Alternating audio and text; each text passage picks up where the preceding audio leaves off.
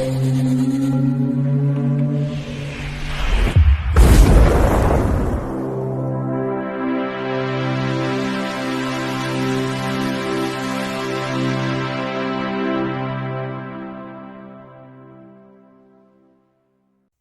Bike, it's me Ian. And in today's video, well, I'm continuing my look at the X-Files. And this is Kaddish from 1997. Previously, we'd had Memento Mori, and the next one will be Unrequited. Now this is season 4. It's episode 15, and it's a Monster of the Week story.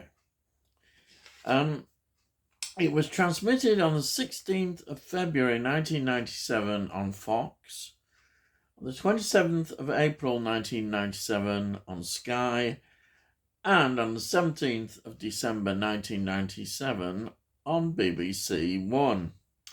It's written by Kim Manners, and he also directed it. And also, Kim Manners, I think you've got to mention that he directed 52 episodes. Wow, that is amazing. Absolutely amazing. What a great contribution to the X-Files. And it's produced, as usual, the showrunner, Chris Carter. Now, music by Mark Snow.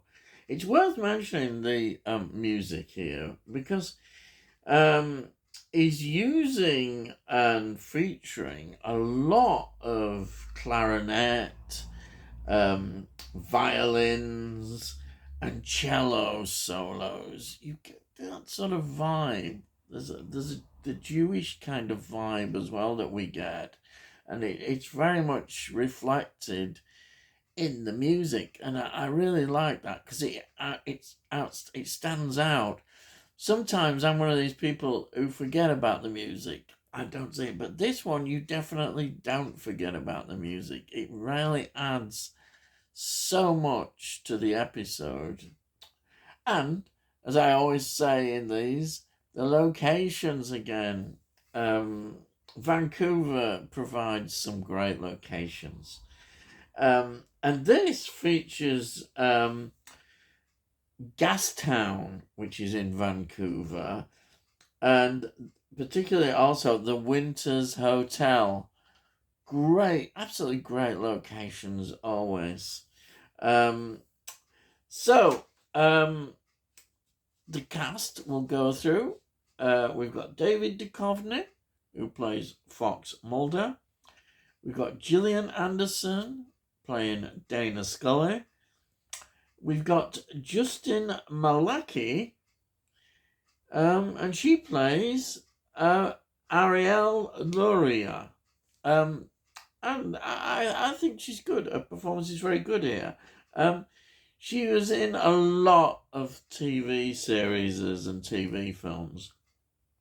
Most notably, NYPD Blue between 1994 and 1996, where she played Detective Adriana Lesniak. I've never watched the series, but it is a very, very big series. It was at the time. Then we have got David Groh, who plays Jacob Wise.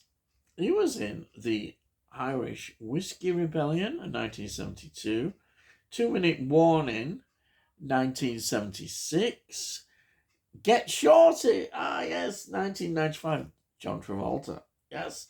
And he was also in Blowback, which is from 2000, and quite a lot of TV series as usual, and TV films. And then we've got Shannon Rowe, who plays Derek Banks. Films that they were involved in were The Lowlife, 1995, Biodome, 1996. That's a good one. I know that because Kylie's in that. And then Boogie Nights. Oh, yes, 1997. And then, I like this title, Psycho Beach Party from 2000. I think that's a comedy horror. Um, then we've got Beautiful Dreamer, which was 2006. The Hangover Part 2, 2011, the Hangover series, very popular comedy films. And also Chasing Mavericks in 2012. And again, you look at this, and there's such a lot of TV series and TV films from these predominantly Canadian actors.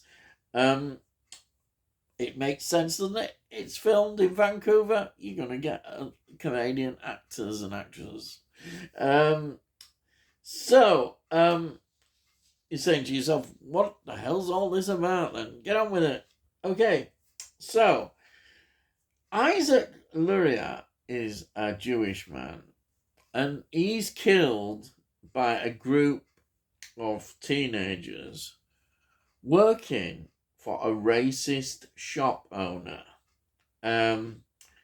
However, one of the assailants is strangled to death. And the fingerprints, this is important, on his neck are Isaac's, the one who'd been murdered.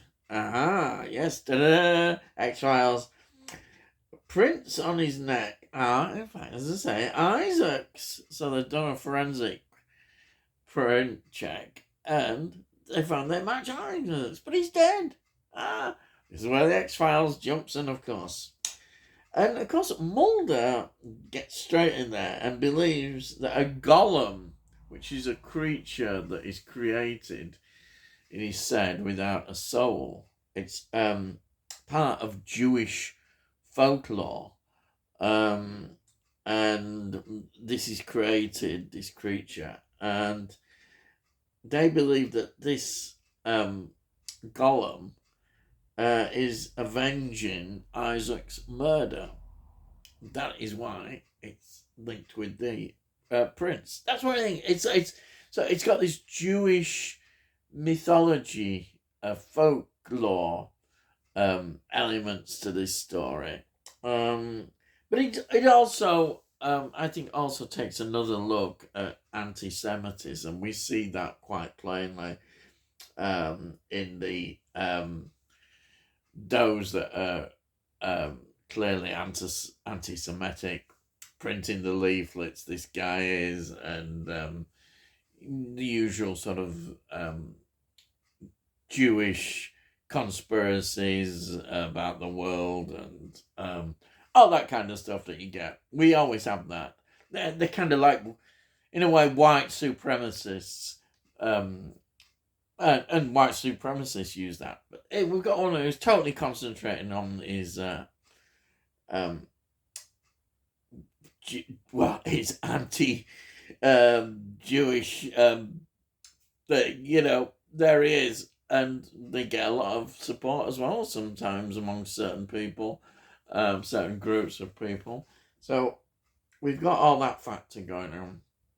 Mulder and Scully are there in this, and as I say, of course, Scully is usually a bit more skeptical about what he's on about, but there's no denying those prints, or is there? What is the fact? Though, as I say, Gillian Anderson, as character Scully, she always opens herself up to other possibilities now, which perhaps she wouldn't have before. Again, brilliantly performances from her. It's interesting because I thought there might be a bit more about the cancer. The cancer storyline is just, though, as she said, she just wanted to get on and get doing a job, and in a way just put it aside. So I suppose that the episode is reflecting that, and maybe that's a good thing. It's showing that you can carry on, with cancer and do, whatever you do in life, which is a good thing. But I know that will change, but it's good to see her doing this. So this episode, how would I rate it? I rate this. I think it's got a good horror element in it, but I'd like to have seen more. I'd like a stronger horror element. Sometimes I think the X-Files, because it's TV, can only go so far in the horror aspects of this. They could have made it, I think, perhaps a bit more scarier in places, but I understand they are limited. And sometimes they do push those boundaries. They have done in the past. And a story like this is just waiting for that horror element, I think, that they could have done. But I still enjoyed this episode. And a lot of critics, I think, and fans are very favourable and positive towards it, because it can't be argued. It's very entertaining, and it's good watching how the story progresses. So I'm very happy with this story, and highly recommended as always. Always recommend the X-Files. You can't help but recommend it because it's so good. It really is, and I'm so pleased, as I say every week, that I'm seeing these episodes again and really appreciating. And this is a really good episode, and it's good again that we've not seen that many bad episodes at all, which I'm really pleased about as well. So that's it really in my review of the X-Files. It's this week's episode is highly recommended again, as this whole series is. The X-Files is such a wonderful piece of TV, starting from the 90s. It really was such a wonderful. It's a must see it. As I say, it makes me be so nostalgic for that period, when they were producing lots of great series, and the X-Files is one of them. I recommend it to say. So, I better shut up. I've gone on too long. If you're new to my channel, please subscribe, and then we'll let you know when I produce videos. You get notification. Also, if you want to see previous reviews on the X-Files, just have a look in the playlist. I've got them in the playlist, and hopefully you can look through and enjoy them. But you'll see also that I do a lot of film and TV show reviews, sometimes a bit of music, not as much nowadays, but have a look there. Everything has a sort of nostalgic feel, I think, a retro kind of feel. Also, if you like this video, please give the video a like. Now, if you give it a like, it's really good for my channel. So please give it a like. It gets it out to YouTube so other people might enjoy it, and that'd be great. And if you've got any comments, please put your comments down. I'll always reply to them, and it's good to read them. Thank you so much if you do put any comments down. And thank you for watching. Yes. So I've gone on far too long, and all I've got to say is, I'll see you again.